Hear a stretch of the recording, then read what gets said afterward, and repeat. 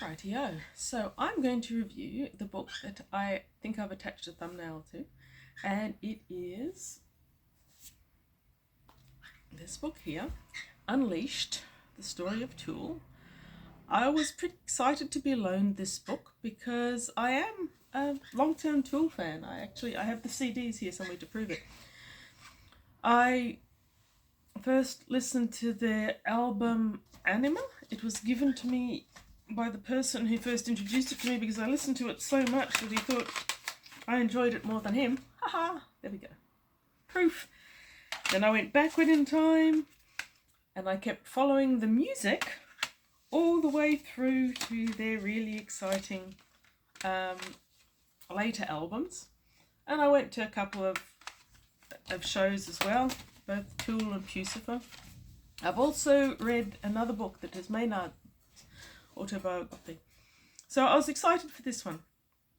Now, I am a less than typical fan. I can love a band, I can go to their shows, I can buy all their CDs, but I don't tend to follow them, and I often insult more dedicated fans by not knowing the names of the actual band members, and I certainly don't know their birthdays or all this other stunning information that many musical fans have about their idols. They're not my idols. I like their music. But I was excited for this book because I didn't really know that much about their background. And reading it initially was very exciting. I was enjoying the timeline. It talked about the time before the band got together. And like I said, I'd read a little bit about that in a previous book, but not so much about all the individuals. The book is styled as an introduction, and then the chapters follow timeline. So chapter 1 is before 1989, and then you go all the way up to the last chapter, which is 2009 and beyond. This book was published in 2009, and as most people will be aware, Tool had some legal issues and they didn't actually put out a new album after 10,000 days, this one, for 13 years. So I was keen. I enjoyed the way this book positioned the band in time and space. Not being American, I don't know too much about America. Not being a musician, music scenes are kind of not my thing. I didn't know too much about either. And I thought the author did a great job of positioning Tool in their society and in the metal scene, which, as he says, was just coming out of the glam rock era.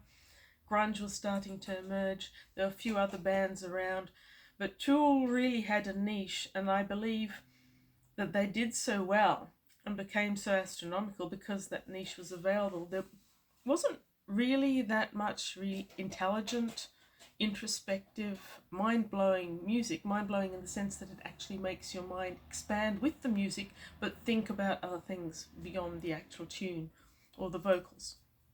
So I think Tool did that excellently. And this book does a great job of showing how Tool did, where it was coming from, what it was doing. So I was impressed by that. About halfway through the book, I did start to notice something that seemed a bit odd to me. And eventually it became pretty obvious. I might be wrong, but it seems clear that the author wrote this book based on other interviews. Probably many interviews. I suspect he'd basically gone through all the interviews Tool's ever done and sort of mined them to put this book together. And that's actually really impressive work. He must have had to do so much to get it together. But it also can be disjointed. So the same quote can be used multiple times, starting from the early interviews in,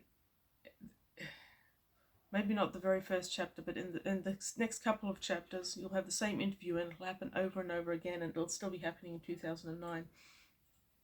The most obvious one of that to me was on page 228. Here you have Jones saying, our last record was very healing, very think for yourself. The attitude on this record, and it goes on to talk about this record. But this is in the 2009 and beyond. There was no this record. They weren't working on a record. They didn't work on a record. They didn't bring one out for more than 10 years after 2009. So that quote must have come from much earlier. If the last record was very healing, I mean, my guess would be that they're talking about this one.